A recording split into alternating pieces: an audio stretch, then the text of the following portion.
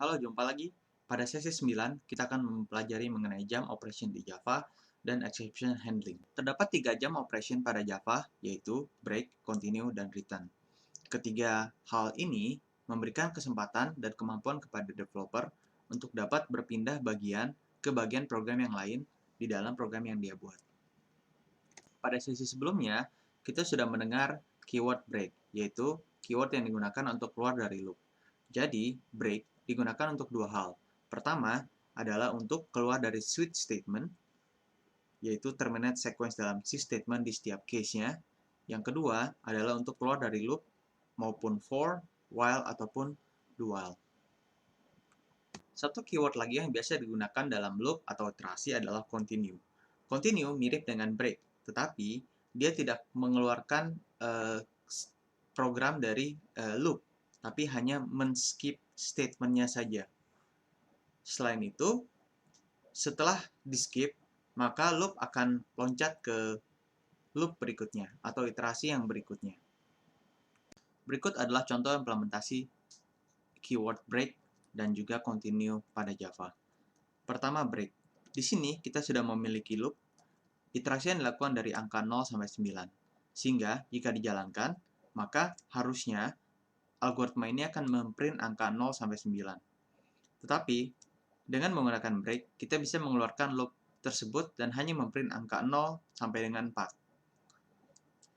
Di bagian bawah, kita menggunakan sintaks continue, di mana loopnya sama, yaitu loop dari 0 sampai 9, tapi dengan menggunakan continue, kita akan skip iterasi di angka kelima, sehingga yang ke-print adalah 0, 1, 2, 3, 4, 6, 7, 8, dan 9.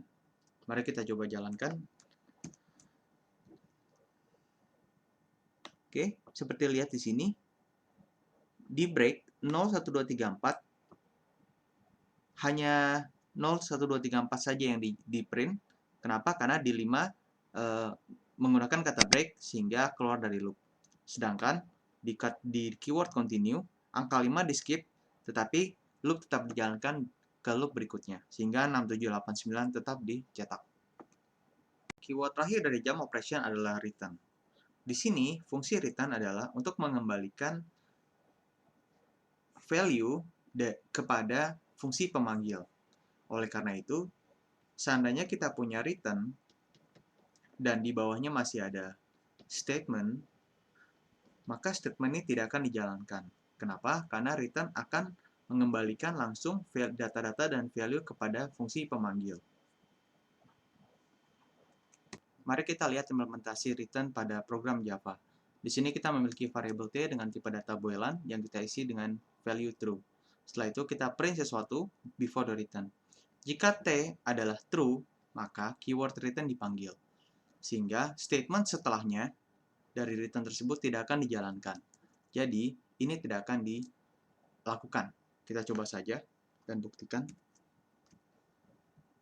Dapat dilihat bahwa output yang dihasilkan adalah hanya before the return.